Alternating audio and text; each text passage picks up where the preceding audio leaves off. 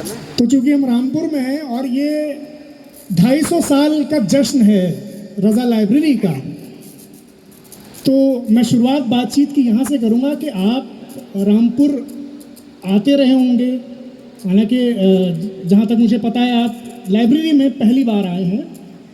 ये जो मौका है 250 साल के जश्न का और आपने अभी लाइब्रेरी को देखा है, तो मैं चाहता हूँ वहाँ से आप अपनी बात शुरू करें कि लाइब्रेरीज़ की जो भूमिका है, ख़ास तौर पे ये जो जश्न का माहौल है 250 साल के पूरे होने एक ऐतिहासिक जगह का, जब आप यहाँ पर आए हैं तो आपको किस तरह के ख्यालात सबसे पहले आए जब ये इस पूरे माहौल को आप देख रहे थे? जी। सबसे पहले तो रामपुर के आप सभी बेहद प्यारे श्रोताओं को मैं बहुत बहुत प्रणाम करता हूँ, नमस्कार करता हूँ, सलाम करता हूँ, आदाब करता हूँ। इस बातचीत और गुफ्तगू में जो सबसे पहली दिक्कत पेश आ रही है वो ये कि जिनकी आंखों में आंख डाल के बात करनी चाहिए, जिनके साथ मुखातिब होना चाहिए, वो सबसे पीछे फंसे हुए हैं, जो पीछे हैं सारे के सारे, और आगे वो लोग हैं जो मतलब पहले ही पढ़े लिखे ज़्यादा हैं, उनको समझाना तो काफ़ी मुश्किल है। तो जो पीछे के लोग हैं, जो अंधेरे में हैं, मैं आशा करता हूँ कि बातचीत ख़त्म होते होते आपके पास भी उजाला पहुँचेगा जो थोड़ा बहुत मेरे पास है। बस एक ये ज़मानत है कि आपकी तालियां और आपका शोर मिलता रहेगा तो मैं बोलता रहूँगा, बताता रहूँगा आपको। क्या बहुत शुक्रिया। आपने कहा कि मैं लाइब्रेरी पहली बार आया। आजकल के जो हम कवि लोग हैं और लिखने पढ़ने वाले लोग हैं, ये तो कई लोग तो ऐसे हैं ज़िंदगी में ही लाइब्रेरी नहीं गए। मैं तो चलो फिर भी पढ़ाई लिखाई के काम में हूँ, विश्वविद्यालय की सेवा में रहा, 17 साल पढ़ाया अभी मैंने कॉलेज एजुकेशन में, लेकिन लाइब्रेरी में पहली बार आया। और मैं यहाँ की इस विरासत को, इस बात का बहुत शुक्रिया अदा करना चाहता हूँ कि भारत में पुस्तकालयों की परंपरा जो है वो विश्व की प्राचीनतम परंपराओं में से है। जिस समय इन्वेजन हुआ उस ज़माने में तक्षशिला की लाइब्रेरी के बारे में कहा जाता है कि जब उसमें आग लगाई गई तो 7 दिन तक उसमें धुआं उठता रहा। इतनी बड़ी पुरानी परंपरा है। ऐसे में एक 250 साल पहले एक कोशिश की रामपुर के लोगों ने, रामपुर के राजवंश ने, कि एक मरकज़ बनाया जाए, एक जगह बनाई जाए। और मेरे दिमाग में कहीं ना कहीं इतने साल पढ़ने लिखने के बाद भी ये मिथ था कि रामपुर लाइब्रेरी, रज़ा लाइब्रेरी जो है वो अरबी, फ़ारसी और उर्दू की किताबों का एक संग्रहालय है जहाँ पर महत्वपूर्ण चीज़ें रखी हुई हैं। ये पहली बार मुझे आकर पता चला कि केवल अरबी, फ़ारसी और उर्दू की नहीं, बल्कि जो मेरे दिल के बहुत ज़्यादा करीब 2 भाषाएं हैं जिनमें संस्कृत है और हिंदी है, उसकी भी बहुत सारी प्राचीन और बहुमूल्य किताब यहाँ पर मुझे देखने को मिली। ख़ास तौर पर मधुमालती मैंने देखी, ख़ास तौर पर हमारे बहुत ही मेरे हृदय के अत्यंत करीब मलिक मोहम्मद जायसी साहब की पद्मावत के दर्शन हुए। तो जो धागा इस समय हिंदुस्तान को चाहिए तिरंगे के रंग का, जिसमें ज़बानें, जिसमें मज़हब, जिसमें सोच सब एक रस में बची हुई हों, अगर उनको इकसार करके किताबों की शक्ल में देखना है तो पूरी दुनिया को और पूरे हिंदुस्तान को रामपुर रज़ा लाइब्रेरी आना चाहिए। मैं ऐसा मानता हूँ, मैं ऐसा सोचता हूँ। क्या बात, वाह। तो ये बातचीत की शुरुआत बिल्कुल सही बिंदु से हुई है।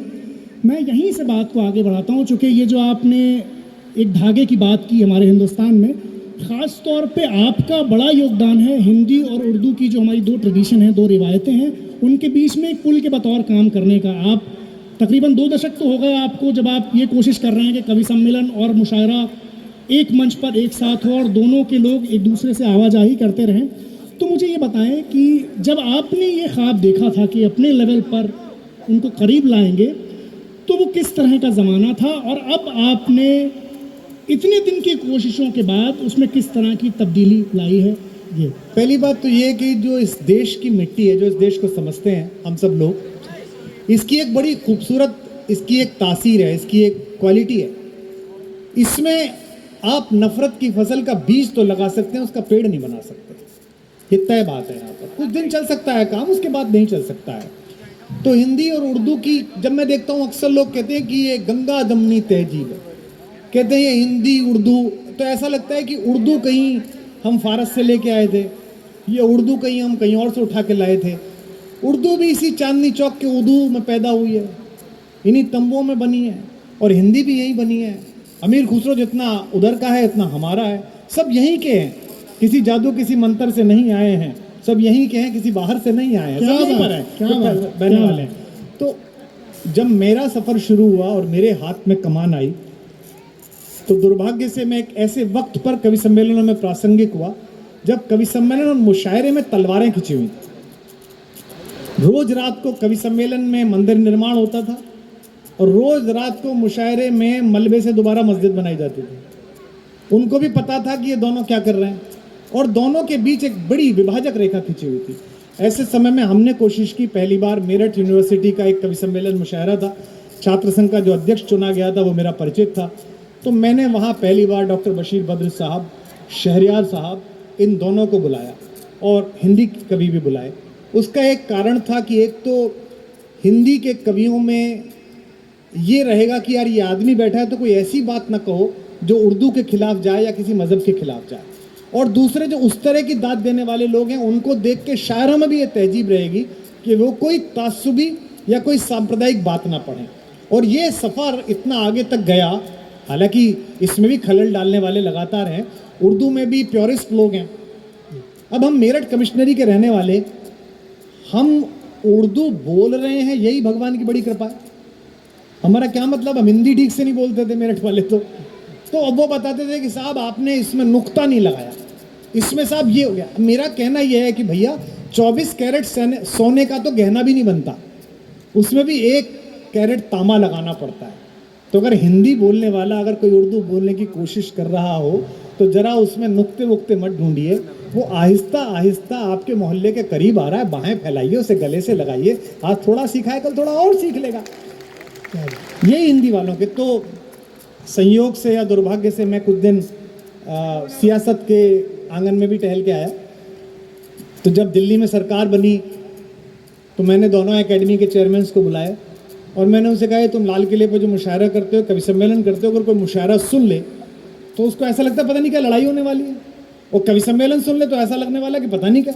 तो इसका तरीका ये करो, नियम बनाओ कि हिंदी कवि सम्मेलन की सदारत जो है वो उर्दू का कोई बड़ा शायर करेगा, क्या बात है, और उर्दू के मुशायरे की सदारत हिंदी का बड़ा कवि करेगा। तो जब पहली बार हमने कराया तो उर्दू मुशायरे की सदारत इस्मत शेख स्वर्गीय डॉक्टर कुंवर बेचैन जी ने की, जो यहीं चंदोसी के हैं, और उसका जो हिंदी कवि सम्मेलन की अध्यक्षता थी वो बरेली के मेरे बड़े आदरणीय डॉक्टर वसीम बरेलवी साहब ने की। क्या बात, ये दोनों हमने अब काम कोशिश करी, तो अपनी ओर से ये बात तो कम से कम तालियों की हकदार थी, अच्छी बात थी। क्या बात, तो कोशिश हमने की, वो कोशिश दोनों तरफ से जारी रहनी चाहिए, क्योंकि ज़बानों को ये मान लिया जाता है कई बार कि ये भी जातियों की और धर्मों की है।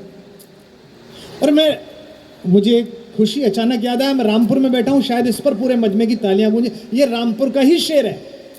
क्या बात, कि कत्ल उर्दू का भी होता है और इस निस्बत से लोग उर्दू को मुसलमान समझ लेते हैं। यही का शेर, क्या बात, क्या बात, क्या बात, इसी रामपुर का शेर है। मुझे अचानक ख्याल आया कि रामपुर का शेर है। तो ये जो एक बीच में लकीर खींचने की जो गुंजाइश है, ये हमारा आपका काम है कि हम इसे मिटाएं, और मैं इसके लिए बहुत ही शुक्रगुजार हूँ आज की इस शाम की महफिल का, विशेष रूप से आयोजकों का, विशेष रूप से हमारे मंडलायुक्त का, मेरे छोटे भाई आकाश का जो यहाँ से प्रतिनिधि हैं, कि ये मेरा कवि सम्मेलन मुशायरा भी करा सकते थे, ये मेरा सोलो कार्यक्रम भी करा सकते थे। और मैंने इनसे कहा भी कि मैं बातचीत क्या करूँगा, तो इन सब ने ये कहा कि हम चाहते हैं कि आपकी बात के माध्यम से पूरे रामपुर की जो जनता आई है उस तक मैसेज जाए, उस तक ये बात जाए कि रज़ा लाइब्रेरी की किताबें जिस तरह सेल्फ में रहते समय एक दूसरे से लड़ती नहीं है, श्रीमद् भागवत गीता की बगल में कुरान पाक बैठ जाती है, उसी तरह से हिंदी और उर्दू को एक साथ पास बैठना ही पड़ेगा, तभी इस मुल्क की राह निकलेगी। क्या बात है, वाह। मुझे ये बताएं यहीं पर कि हिंदी, और क्योंकि आप सिर्फ रामपुर वाले नहीं सुनते हैं, आपको तो आपकी बात ऐसी है कि पूरे देश में और पूरी दुनिया में सुनी जाती है,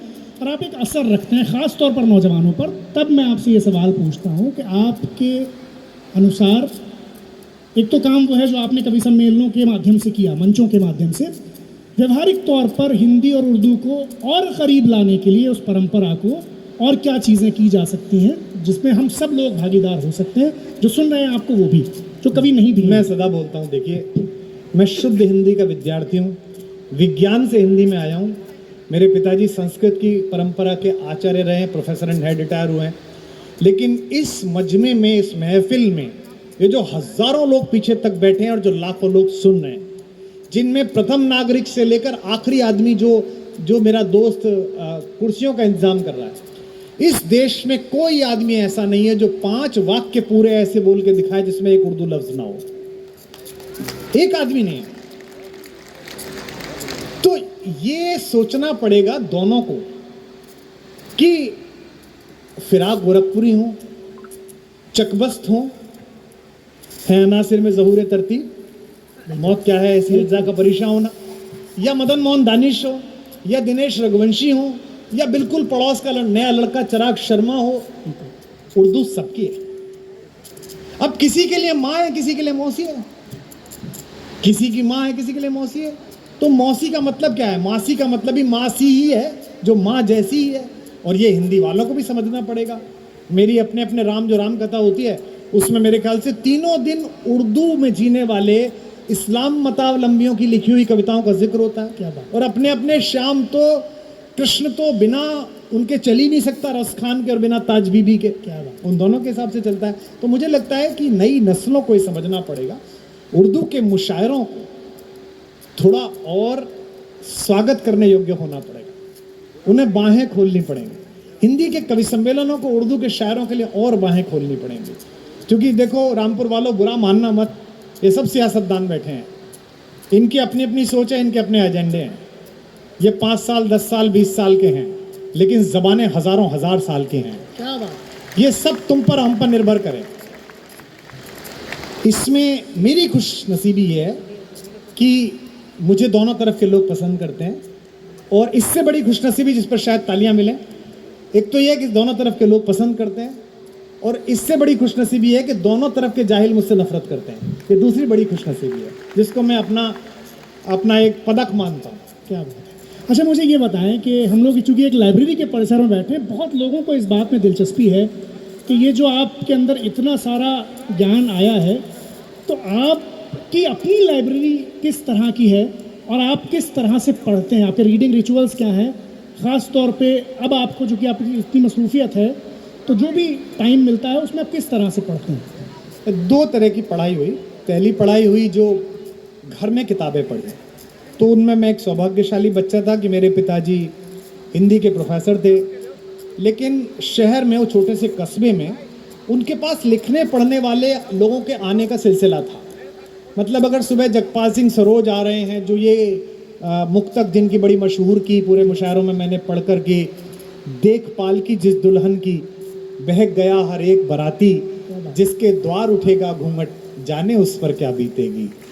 और इसका अगला मिसरा है कि जिसके द्वार उठेगा घूंघट, जाने उस पर क्या बीतेगी, एक रोज सपने में छूकर तन मन चंदन वन कर डाला, जो हर रोज छुआ जाएगा उस पागल पर क्या बीतेगी। क्या बात। तो वो एक छोटे से स्कूल में पढ़ाते थे, और मेरे पिताजी प्रोफेसर थे, तो वो गुरुजी कहते थे, आते थे।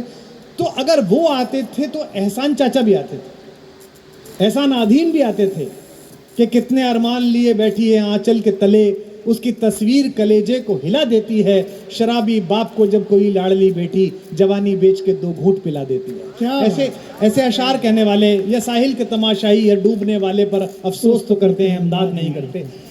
तो और राजेंद्र सिंह सरदार जी, राजेंद्र चाचा जी, वो भी आते थे, जो खालसा पंथ की हिस्ट्री सुनाते थे। तो मुझको तो जो किताबें मिली वो बड़ी सेलेक्ट होके मिली। जैसे आज जब मैं लाइट एंड साउंड शो देख रहा था, और इस 250 साल की इस बिल्डिंग के बारे में बताया जा रहा था, तो मुझे याद आ रही थी कि मेरे घर में एक किताब रखी थी E.B. हॉवेल की, the ancient sculpture of India. वो मैंने 11वीं क्लास में, 11वीं क्लास में पढ़ ली थी। चूँकि हम मास्टर के बेटे थे और वो व्यापारियों का शहर था, तो हम उन लोगों के जो शौक थे उनको तो कंप्लीट कर नहीं सकते कि भाई साइकिल चला लो। बचपन में साइकिल आती थी ना, छोटी वाली, बिना आगे का डंडा वाली, या छुट्टियां मनाने नैनीताल चले जाओ, गढ़मुक्तेश्वर तक जाते थे। तो हमारे लिए यही सबसे अच्छा जश्न था कि घर में जो किताबें हैं उन्हें पढ़ लो। तो कादम्बिनी आती थी, दिनमान आता था, सारिका आती थी, इन सबको पढ़ते थे। और किताबें बहुत चुन के मिली। जैसे एक थी गालिब के खत, पांडे बेचन शर्मा उग्र की, तो उस समय बिल्कुल नहीं पता था।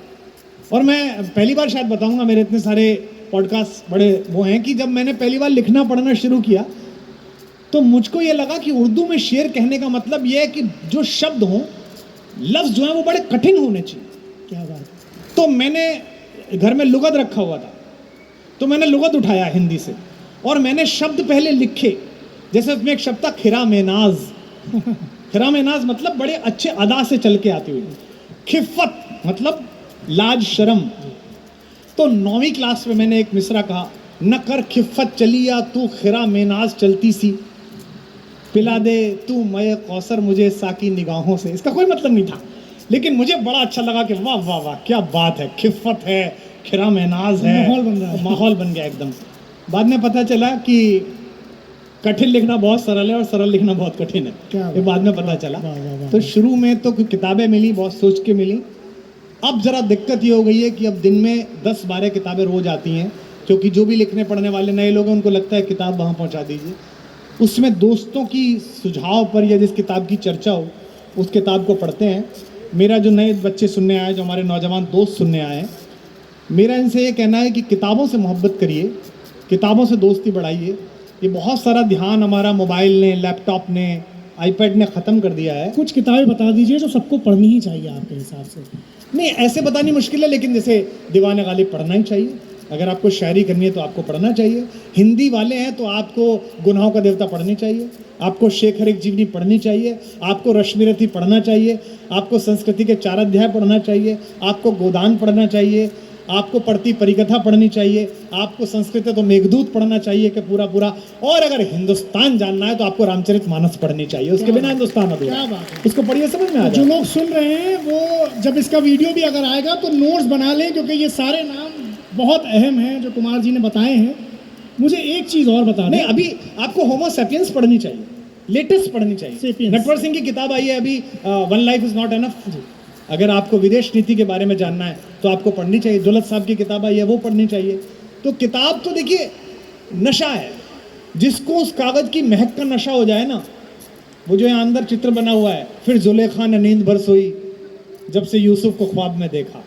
जिसको किताब का नशा हो जाए उसको सब नशे बेकार हैं। तो मेरे को किताब का नशा है। अभी आप मेरी वैनिटी वैन में थे, वहाँ भी किताब रखी जी थी। जी बिल्कुल, बिल्कुल। रामपुर से दिल्ली तक का, मेरे घर तक का सफ़र 3-4 घंटे है। उसमें भी ये जो हमारे आदरणीय उत्तर प्रदेश पुलिस और केंद्र सरकार की पुलिस है, इसकी कृपा की वजह से वो 2.5 घंटे में पूरा हो जाता है। लेकिन 2.5 घंटे में भी 30-40 पन्ने जो भी किताब इस समय रखी होगी उसके चलेंगे। तो किताब का नशा पाल लीजिए, आपको पता चलेगा पूरी दुनिया के नशे बेकार हैं इस नशे के आगे। ये मैं आपसे कहना चाहता हूँ। क्या बात है। अच्छा, इसी से जुड़ा एक सवाल है जो बहुत लोग जानना चाहते हैं। ये जो आपकी मेमोरी है, जो स्मृति है आपकी, जो हाफिज़ा है, ये क्या किसी रियाज से आया है, किसी रिहर्सल से आया है, या किताबों से आया है, या ये कुदरती तौर पर, या ये मंचों के एक्सपीरियंस से आया है? ये कैसे आया है? ये गुत्थी बहुत लोग समझना चाहते हैं इसको। नहीं, देखिए, इसके लिए तो सबसे है कि आप जिस पल में हो उस पल को जीने की कोशिश करें। जैसे किताब को जीने की कोशिश करिए। राग दरबारी सबने पढ़ी होगी, मुझे उसका पहला पन्ना याद है, यहाँ से भारतीय देहात का महासागर शुरू होता है। गुनाहों का देवता सबने पढ़ी होगी, उसका पहला पन्ना याद है। रश्मि रथी जब मैं पढ़ाने गया था 1993 में, तब मुझे पूरी याद थी। तो मैं जिस कस्बे में पढ़ाने के लिए गया, जहीं लोग बैठे हैं, वो श्री गंगानगर, आप जानते हो राजस्थान में, बड़ा खूबसूरत सी एक जगह है। वहाँ पंजाबी लोग रहते हैं, तो उनकी 6 फुट और 5 फुट 8 इंच की लड़कियाँ, एकदम मतलब बड़ा खूबसूरत खूबसूरत चेहरे। और मैं तो दिल्ली से गया था और जितना आज हूँ उसका भी 1/4 था। मतलब तेज़ हवा चले तो पैन पकड़ना पड़े ताकि उड़ ना जाए।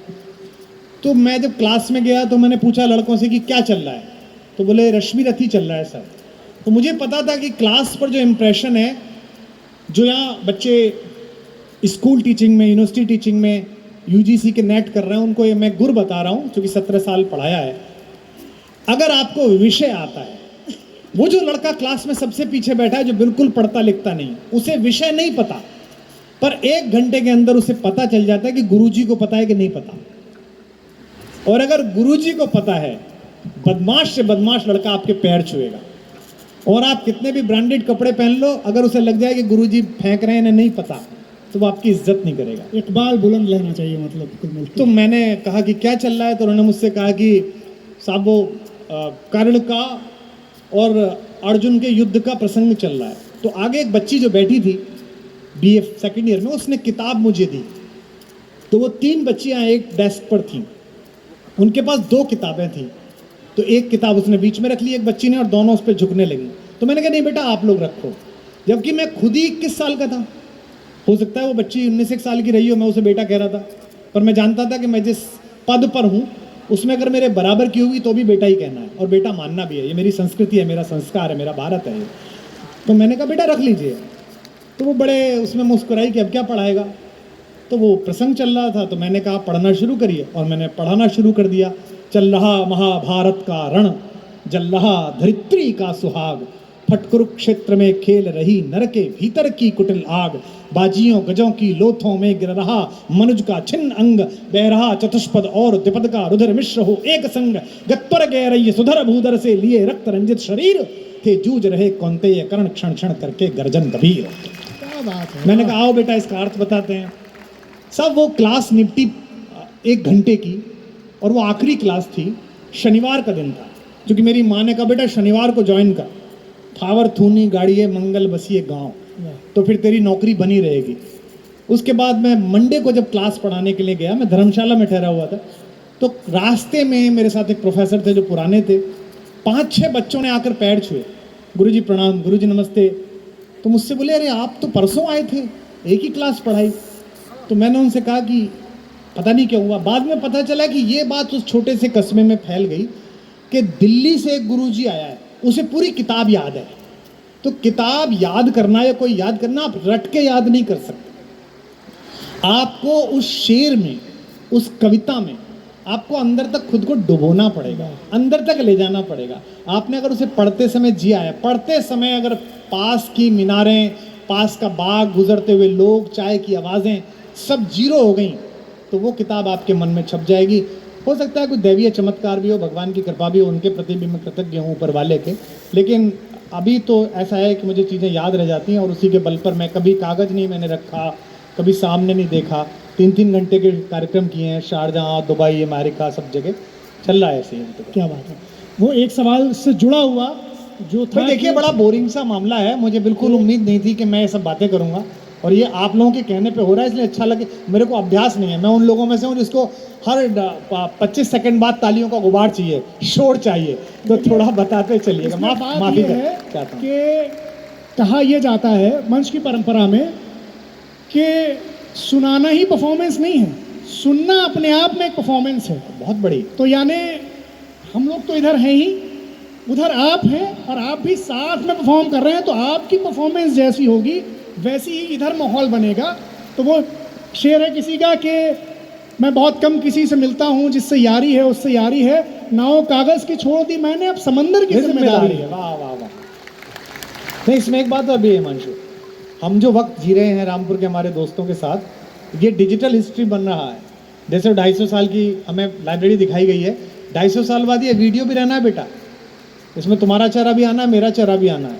तो ऐसा नहीं हो जाए 3 पीढ़ी बाद तुम्हारे जो वो बच्चे हैं, पोते फड़पोते, वो कहें कि दादाजी बड़े अजीब से मुंह के वाले आदमी थे, ना हंसे ना रोए ना ताली बजाई ना कुछ करा। तो तारीख अपनी भी सही करते रहना। क्या बात है। अच्छा, मुझे चूँकि अब यहीं से बात को दूसरे रंग में ले चलते हैं, आम तौर पर ये माना जाता है कि जो मंच पर लोग होते हैं, ख़ास तौर पे शायर और कवि, इनका सेंस ऑफ ह्यूमर, इनका विट बड़ा ज़बरदस्त होता है।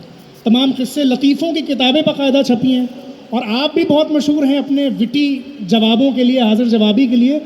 तो कुछ किस्से वहीं से हम लोग अगर साझा कर पाएँ आपके अपने तजुर्बे से, चूँकि आप निज़ामत में भी फ़राइज़ वो भी अंजाम देते हैं। इसके लिए क्या ज़रूरी है? इसके लिए ज़रूरी है फ्री रहना। चुटकुला क्या है, विट क्या है, ये जो आप बोल देते हैं कोई, ये ठहाका क्या है? ये सबसे पहले आपके फ्रस्ट्रेशन और कॉम्प्लेक्स लेस होने का एक सबूत है। अगर अंदर फ्रस्ट्रेशन है बात करते समय, जैसे परसों ही मैं एक कवि सम्मेलन में था, बड़ौत एक जगह है उत्तर प्रदेश में, करीब 50-60 हज़ार लोग आते हैं, सामने गांव के लोग आके बैठ जाते हैं। उनमें एक लड़की कविता पढ़ रही थी, एक कवियत्री। अब हमारे यहाँ कवित्रियाँ थोड़ी बहुत शरारत कर लेती हैं, जरा जनता से कुछ बातचीत कर लेती हैं। तो उनमें एक ताऊ जी थे, वो सामने से आए, तो वो लड़की के मुंह से निकल गया कि वो भाभी जी को लेके आए हो क्या। तो अब वो ऐसा माहौल मौसम था कि मुझे उस बुजुर्ग आदमी की भी इज्जत की दाव रखनी थी, और मुझे प्रोग्राम भी चलाना था, और मुंह के आगे माइक था। तो इधर उसने बोला कि भाभी जी को मतलब भाभी जी को लेके आए हो क्या, और इधर दूसरे सेकंड में मेरे मुंह से बोला कि नहीं लेके जाएंगे यार। तो वो इतना ज़्यादा विट पैदा हुई, ताली पैदा हुई उसमें। जैसे फिराक साहब का बड़ा मशहूर किस्सा है कि फिराक साहब बड़े बेपरवाह रहते थे, दाढ़ियाँ बढ़ा ली, कुछ हुए थे। मुशायरे में नूर साहब उन दोनों जवान आदमी थे, कृष्ण बिहारी नूर साहब, मेरे ऊपर भी उनकी बड़ी मोहब्बत थी और मेरा सौभाग्य है कि मैंने शुरुआती मुशायरे नूर साहब के साथ पढ़े और उनकी लिखावट आपको पता हो तो कैलीग्राफी जैसी लिखावट थी। और मेरे आज खजाने में नूर साहब के लिखे हुए कई खत जो उन्होंने मुझे लिखे उस ज़माने में वो आज भी हैं मेरे पास। तो नूर साहब ने कहा कि फिराक साहब आप ये क्या चेहरा लिए फिरते हैं, इतने खूबसूरत आदमी माशाल्लाह, आप ये क्या। बोले वो आज हम जा नहीं पाए हज्जाम के यहाँ। तो उसने कहा आपको जाना चाहिए था, अब यहाँ तो कोई है नहीं। तो नूर साहब ने कहा हम बना देते हैं। बोले बना दो। तो नूर साहब ने अपना निकाला, उस ज़माने में रेजर वेजर होता था, ऐसा करके उस तरह और बड़ी मेहनत से, क्योंकि झुर्रियों भरा चेहरा था तो फैला फैला के अच्छे से। अब इसे विट देखिए आप। फिराक साहब बड़े शायर हैं, नूर साहब भी, मतलब माशाल्लाह क्या बात है नूर साहब की भी। वो मैं उसके हाथ में फूल दे के आया था, जिसके हाथ का पत्थर मेरी तलाश में। क्या बड़े मतलब शायर थे नूर तमाम साहब। जिस्म ही घायल था, घाव ऐसा था, घाव ऐसा था कोई ना जान सका रख रखाव ऐसा था। आखिरी नशिस्त नूर साहब ने गाजियाबाद में पढ़ी थी, मैं उस नशिस्त में था, और वो एक गज़ल उन्होंने नई गज़ल पढ़ी थी कागज़ देख के। उसमें यह था कि अपने होने का सबूत और निशा छोड़ती है, रास्ता कोई नदी यूं ही कहाँ छोड़ती है। और उसमें एक शेर था कि ज़ब्ते गम खेल नहीं है, अभी कैसे समझाऊं, देखना मेरी चिता कितना धुआं छोड़ती है। वाह वाह वाह। तो मैंने उनसे कहा बाद में जब नशिस्त ख़त्म हो गई और वो अपनी जूतियाँ ढूंढ रहे थे, तो मैंने उनकी जूतियाँ ला के दी। मैंने कहा नूर साहब ये आपकी जूतियाँ। अरे माशाल्लाह बेटे, जीते रहिए जीते रहिए। तो मैंने उनसे कहा कि आज बड़ा बुरा लगा आपकी गज़ल सुन के। तो उन्होंने कहा अरे ऐसा क्यों। मैंने कहा वो आखिरी शेर आपने कहा कि देखना मेरी चिता कितना धुआं, वो ठीक नहीं है। बोले अब देखिए बेटा ये तो सच का शेर है, कहला लिया। और देखिए वही आखिरी गज़ल हुई। गाज़ियाबाद में उनकी तबीयत ख़राब हुई, 15 दिन बाद हिंडन के किनारे पे उनका संस्कार हुआ। और जब मैं उनकी चिता के सामने खड़ा था तो मेरे दिमाग में ये शेर गूंज रहा था जब चिता जल रही थी कि नूर साहब क्या आखिरी शेर कह के गए हैं कि जब तक हम खेल नहीं अभी कैसे समझाऊं, देखना मेरी चिता कितना धुआं छोड़ती है। इसे कहते हैं शायर। इसी गजल का शेर है वो, मरने वालों को भी मिलते नहीं मरने वाले, मरने वालों को भी मिलते नहीं मरने वाले, मौत ले जाके खुदा जाने कहाँ छोड़ती है। वाह वाह वाह वाह। तो वो किस्सा नूर साहब ने उनकी दाढ़ी बनाई जैसे तैसे, झुर्रियों में से चेहरा निकाल के। उसके बाद वो शीशा छोटा सा होता था ना, आपको तो पता भी नहीं, बिल्कुल बिल्कुल। मेरे पिताजी पे होता था, पीछे से यूं करके खोल के खड़ा कर देते थे उसे, वही दीवार पे टंगता था, वही काम में आ जाता था। अब तो आईने जब सब तरफ लोग हैं, हर तरफ टंगे रहते हैं, तो उन्होंने वो आईना निकाल के शीशा उनको कहा कि देखिए फिराक साहब। और फिराक साहब ने शीशा लिया और 2-4 बार माशाल्लाह, वाह सुभान अल्लाह, क्या बात है भाई। अब जो जुमला है देखिए, वो बड़ाई नहीं कर रहे, वो कह रहे हैं माशाल्लाह बड़े पेशेवर मालूम होते।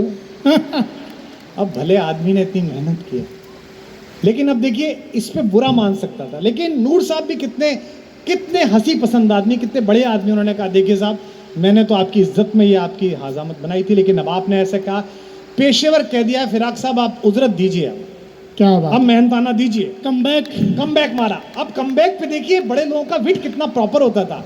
अब फिराक साहब के जेब में तो दमड़ी नहीं, लेके नहीं चलते थे कुछ भी, वो कंजूस भी थे। तो उन्होंने कहा कि नहीं अब मैं आपसे उजरत लूँगा, अब मैं बना दिया हूँ, मुझे आपने हज्जाम बना दिया, तो पैसे दीजिए। बोले अब मियाँ आपको क्या उजरत दें, बस ये है कि किसी मुशायरे में कह दीजिए कि फिराक जैसों की तो मैंने हजामत की है, तो मैं बुरा ना मानूंगा। क्या बात, वाह वाह वाह। इसे कहते हैं विट। ये विट तब आती है जब दोनों तरफ के लोग कुंठा से मुक्त हों, ना इधर फ्रस्ट्रेशन हो ना इधर फ्रस्ट्रेशन हो। ये कैसा दौर है कि जिसमें जरा सी बात कह दी जाए और बुरा मान दिया जाए। अकबर के प्रधानमंत्री थे अब्दुल रहीम खान खाना, बैरम खां के बेटे। क्या गुणी विद्वान आदमी थे, संस्कृत फारसी के। मैं आशा करता हूँ यहाँ भी उनका कुछ ना कुछ जरूर रखा होगा। वो तुलसीदास जी से मिलने गए चित्रकूट में। तो आज तो एक सामान्य मंत्री आए, हमारे विधायक जी आ जाएं और मंत्री जी बैठे, औलख साहब या सांसद जी आ जाएं, तो आगे आगे काऊँ पाऊँ होते हुआ एक कारवां आता है। वो तो प्रधानमंत्री थे, इतने सारे हाथी पहुँचे, तो सामने हाथी बांध दिए गए नदी के किनारे। अब वो दोनों दोस्त बैठे शाम को बात करने के लिए। भारत का एक ऐसा सूर्य, एक ऐसा लोकनायक तुलसीदास, जो ना होता तो भारत ऐसा ना होता जैसा है। क्या बात। मैं ये मान के चलता हूं कि आतंक की आंधियों के बीच अगर इस देश की चेतना को किसी एक व्यक्ति ने और किसी एक ग्रंथ ने बचा कर रखा तो उस व्यक्ति का नाम गोस्वामी तुलसीदास है और उस किताब का नाम रामचरितमानस है। क्या क्या काम किया है उन्होंने। मैं तो मतलब अर्धाली पढ़ता हूं और पागल हो जाता हूं। और रहीम, क्या अद्भुत। यहाँ मेरे इस्लाम पर ईमान लाने वाले दोस्त बैठे, मैं सामने देख रहा हूं। मैं रहीम का एक श्लोक सुनाऊंगा जरूर जब जिक्र निकला है। तो सामने रहीम का हाथी बंधा हुआ जो था खूंटे से, वो चित्रकूट की उस रेत को उठा उठा के अपने ऊपर फेंक रहा था। हाथी का गुण होता है कि रेत में नहाता है, मिट्टी में नहाता है। तो मजे लेने के लिए गोस्वामी तुलसीदास ने भारत के प्रधानमंत्री से पूछा, धूरि धरत निज शीश पर कही कारण गजराज। क्या बात। हे प्रधानमंत्री जी, आपका ये हाथी इस जगह की धूल को अपने सिर पे क्यों लाद रहा है? ये एक मुसलमान शायर का, एक इस्लामी सत्ता के प्रधानमंत्री का और बैरम खां जैसे तपस्या करने वाले जिसने भारत में मुगलों को जमाया, उसके बेटे का कथन है, उसका कॉल है। उसने कहा कि ये वो जमीन है जहां पर राम चले थे और उनके पैरों को छूकर अहिल्या तर गई थी। तो उन्होंने कहा कि धूर धरत निज शीश पर कई कारण गजराज, जेहि रज मुनि पत्नी तरी सो ढूंढत महाराज। क्या बात। और फिलवती कहा, ये उस मिट्टी को ढूंढ रहा है। हिमांशु, मैं माफी चाहता हूं कि आपका वक्त है बोलने का। मैं बोल रहा हूं नहीं, अरे आपको सुनने के लिए आए हैं, हमको सुनने के लिए नहीं आए हैं। मेरा एक जुमला बड़ा मशहूर हुआ। मैंने बाराबंकी के मुशायरे में बोला था कि हम अक्सर कहते हैं कि भाई वंदे मातरम बोलो, ये करो वो करो। ये जो 5 वक्त के नमाजी हैं ना, ये 5 बार जब अपना माथा इस मादरे हिंद की ज़मीन पर रखते हैं तो 5 बार वंदे मातरम बोलते हैं, 5 टाइम्स। ये समझना पड़ेगा, इस देश को समझना पड़ेगा कि इस देश की सारी संस्कृतियां, चाहे वो इस्लाम हो, चाहे वो बौद्ध हो, चाहे वो जैनी हो, चाहे वो सनातनी हो, ये भारत नामक विचार की रहल पर रखी हुई है। रहल समझते हैं आप? ये रहल पर रखी हुई है कुरान पाक, ये रहल पर रखी हुई है रामायण, ये रहल पर रखे हुए त्रिपिटक निकाय। अगर भारत नामक विचार की रहल टूटी तो ना तुम्हारी कुरान बचेगी ना मेरी गीता बचेगी, सब खत्म हो जाएगा। तो ध्यान रखना पड़ेगा भाई। देखिए, जो इस्लाम में जब आदमी मर जाता है तो वो तो कब्र में इंतजार करता है हश्र के दिन का, उसका हिसाब होगा। मैं और तुम जब मरेंगे तो हम तो बहा दिए जाएंगे। जो सिंध में होंगे वो तो बहा के हो सकता है पाकिस्तान पहुंच जाए। मरे पंडित जी गए पाकिस्तान, लेकिन ये तो यही रहने हैं। लेकिन ये बात समझनी पड़ेगी कि मैं सनातनी हिंदू हूं, वो सनातनी मुसलमान है, क्योंकि ये देश मुख्य विचार है। रहीम का दोहा गारंटी से कहता हूं, कोई मेरे से बाद में मिल लेना, फेसबुक पे लिख देना मैंने गलत बात कही है। रहीम को तो ये पता था कि मैं मरूंगा और मर के कब्र में दफन किया जाऊंगा। रहीम गंगा जी की स्तुति करता हुआ, अंजनेय जी एक श्लोक लिखते हैं महाकवि रहीम, कहते हैं, अच्युत चरण तरंगिणी, विष्णु के चरणों से निकली हुई, शंकर मौल मालती माले, और भगवान शंकर के केशों में मालती माला के समान विहार करती हुई हे माँ गंगा। यहां तक तो बात ठीक है। अगली पंक्ति कोई मुसलमान कह ही नहीं सकता, वही कह सकता जो हिंदुस्तान में पैदा हुआ। उन्होंने कहा, शंकर मौल मालती माले, मम तन वितरण समय, मेरे मरने के बाद जब मेरी राख का वितरण हो। भैया तेरी राख का कैसे वितरण हो गया? मेरी का होगा क्या? लेकिन वो अब्दुल रहीम खान खाना बगदाद से नहीं आया है, वो इसी मिट्टी में पैदा हुआ है, यहीं पैदा हुआ है। लकीर खींचने से रिश्ते नहीं बदला करते, जगह बदलने से पुरखे नहीं बदला करते। क्या वो यही पैदा हुआ है। तो वो कहता है, मम तन वितरण समय, हरता दे न में हरिता। हर मरने वाला चाहता है कि मुझे विष्णु का लोक मिले। माँ, मुझे तू विष्णु का लोक मत देना, क्योंकि विष्णु के चरणों में गंगा रहती है। मुझे शंकर का लोक देना, ताकि जीवन भर तू मेरे सिर पर बैठी रहे। ये रहीम कह रहा। क्या बात। हिंदुस्तान की पॉलिटिक्स में एक हमारे मुसलमान प्रवक्ता हैं, मेरे अच्छे दोस्त हैं, कांग्रेस में काम करते हैं, एक दिन जहाज में मिल गए, मुझसे कहने लगे कुमार भाई आप जो ये बात कहते हो मैंने सुना, मुझे लगा इनकी आपत्ति होगी, तो उन्होंने कहा कि नहीं मैं इसको बाहर नहीं बोल सकता, पॉलिटिकल कंपल्शन है, पर ये बात सच है। मैंने कहा कैसे? बोले मेरी अम्मी जो हैं वो जो तकरीर होती है, धार्मिक तकरीर क्या उसे कहते हैं, जो स्त्रियों में देती हैं, मजलिस में बोलती हैं, और मैं अलग फ्लैट में रहता हूँ, उसी बिल्डिंग में बड़े रईस लोग हैं और माँ ऊपर रहती है। तो एक दिन मेरे पास वो आई और मंडे का दिन था, शाम को दोस्त लोग पार्टी पे आए थे, तो कहीं बियर की बोतल पड़ी है, कहीं कुछ पड़ा है, मेरे कपड़े पड़े हैं, तो मुझसे बोली कि नालायक तू इतना गंदा रहता है, तू पिछले जन्म में सुअर होगा। तो मैंने कहा कि अभी तो मजलिस करके आई हो, हमारा तो पिछले जन्म हुआ ही नहीं। तो बोली वो मुझे पता नहीं है पर तू होगा, क्योंकि उनके मन में कहीं ये है कि देश में पैदा हो। और आपको आश्चर्यजनक बात बताऊं, अभी भी हरियाणा में कुछ गांव ऐसे हैं जिनको मैं जानता हूं, जो रांगड़ मुसलमान हैं, उनके अभी भी शवदाह होता है, अभी भी शव के दाह की परंपरा है। तो इस देश को ये समझना होगा, जो आपने मुझसे अचानक बात निकलवा ली इतनी सारी, कि ये देश जितना तुलसीदास का है उतना ही रहीम का है, ये जितना देश कुमार विश्वास का है उतना ही देश ये गुरु गोविंद सिंह के बेटों का भी है, क्योंकि मैं भी उन्हीं का बेटा हूँ।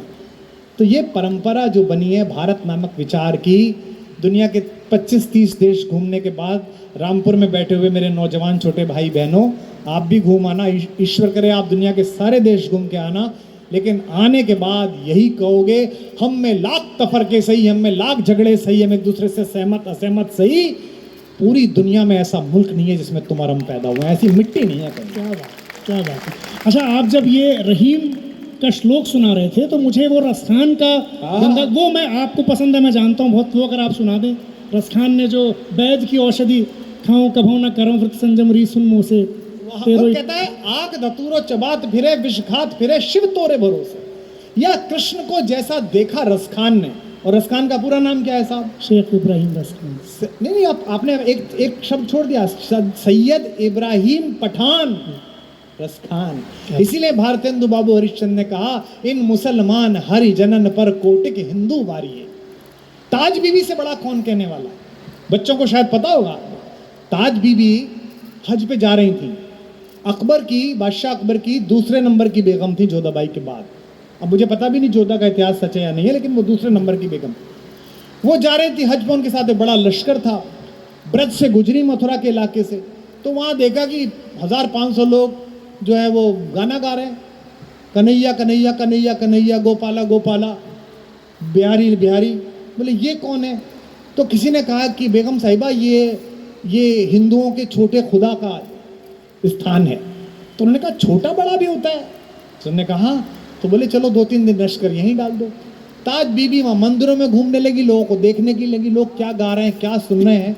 और आज भी आप चले जाइए वृंदावन में, जमुना के किनारे ताज बीबी का मकबरा है। ताज बीबी हज को गई नहीं, वहीं रह गई और जिंदगी भर कृष्ण भक्ति के गीत गाती रही।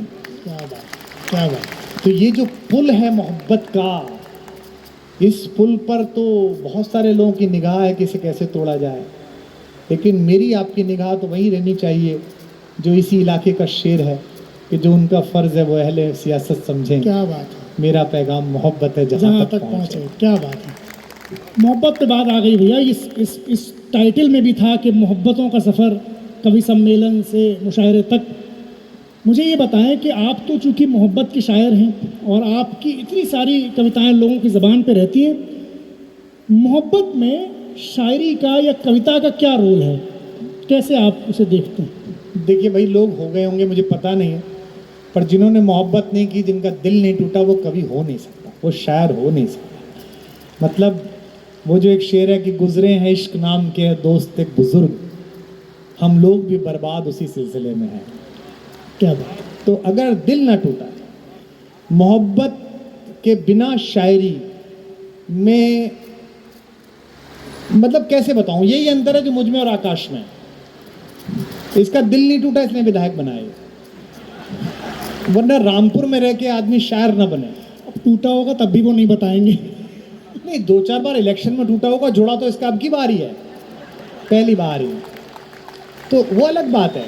क्योंकि अब ये तो छोटा भाई है, हालांकि मैं कभी तंज करता नहीं, लेकिन हमारी टीम के लोग कह रहे जी विधायक जी आ गए, विधायक जी पहुंच गए, विधायक जी बैठे हैं, स्थानीय कोई होते हैं ना, हाँ, जी, चाय से जी, ज़्यादा केतली गरम, तो उनमें 3-4 आए मेरे पास, सब वो विधायक जी आ गए हैं, सर भी विधायक जी मिलने वाले। फिर मैंने अपने मैनेजर को बताया, मैंने कहा भाई वो भाई है हमारा छोटा, इसको बताओ ज़्यादा विधायक ना करे, ऐसे 67 जिता के छोड़ के आया हूँ मैं, जैसे ये है एक।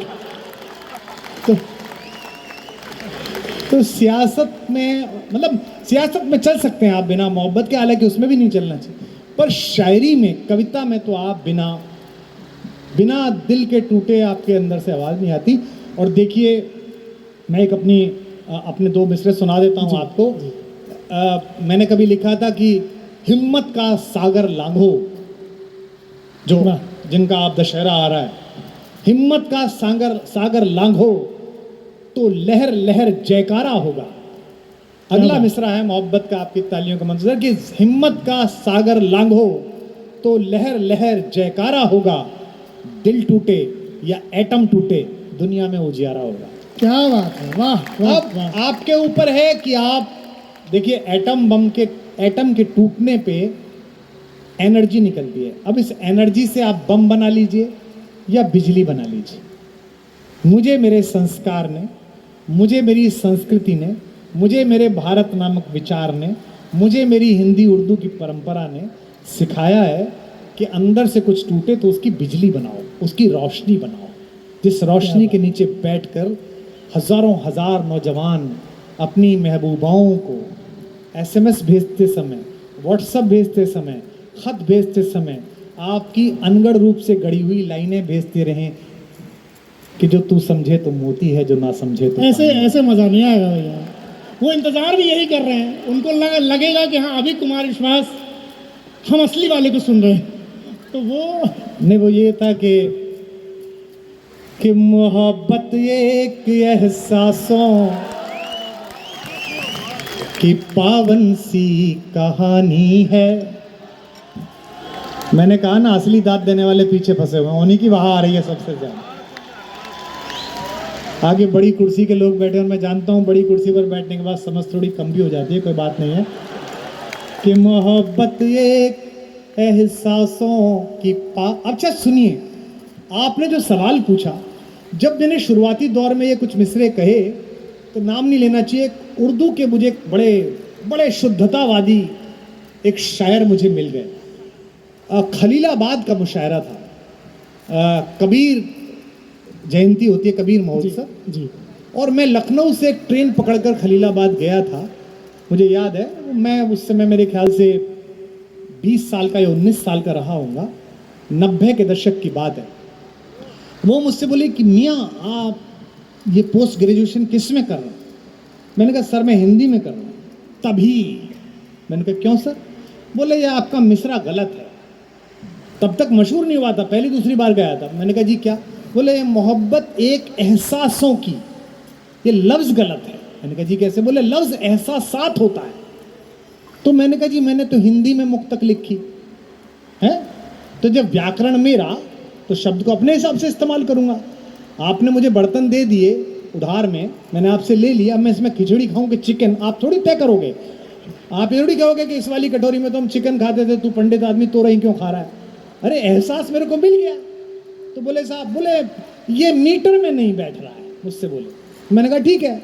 मैं गया, तो लड़का सा था, उसमें वाली असी साहब थे, कैफी आजमी थे, और उसमें बड़े बड़े तोप लोग थे। उसमें बड़ा अद्भुत खुमार साहब थे, खुमार बाराबंकी उस मुशायरे में थे, और हम तो बिल्कुल मतलब आखिर में बैठे हुए थे पीछे की तरफ उनकी जूतियों में, और मैंने अपना थोड़ी देर के लिए पढ़ा था। मैंने जैसे ही ये मिसरा पढ़ा कि मोहब्बत एक एहसासों की पावन सी कहानी है, और तालियां बजी ऐसी, तो मैंने नीचे मुड़ के कहा कि साहब मीटर में आया कि रह गया? तो अभी वो इंतकाल फरमा गए, उनका नाम लेना ठीक नहीं है। वो जब भी मिलते थे मुझे, शारजाह मिलते थे, दुबई में मिलते थे, उतरते कहते थे मियाँ मीटर में हो तो तुम। तो जो दुनिया को भा जाए, और उर्दू के व्याकरण में, गज़ल के कहन में तो बाकायदा एक नियम है कि दुनिया को पसंद आ जाए, अगर गलत हो, मीटर से बाहर हो, व्याकरण से गलत हो, तो भी उसको सही माना जाए। और मैं तो मैं तो शायर ही नहीं हूँ, थोड़ी बहुत कोशिश है मेरी, माफ़ी के साथ कहता हूँ। बड़े बड़े लोगों ने, प्रसाद जी ने, चचा गालिब ने, सबसे मीटर की थोड़ी बहुत इधर उधर हेर फेर हुई है। लेकिन उसके बाद माने गए हैं। तो आपके मीटर में गाइए मेरे साथ, दाद दीजिएगा जरा, सुनिएगा कि मोहब्बत एक एहसासों की पावन सी कहानी है। वहां मिले आपकी। कभी कबीरा दीवाना था, कभी मीरा। यहां सब लोग कहते हैं मेरी आंखों में आंसू हैं, जो तू समझे तो मोती है, जो ना समझे तो पानी है। क्या बात है।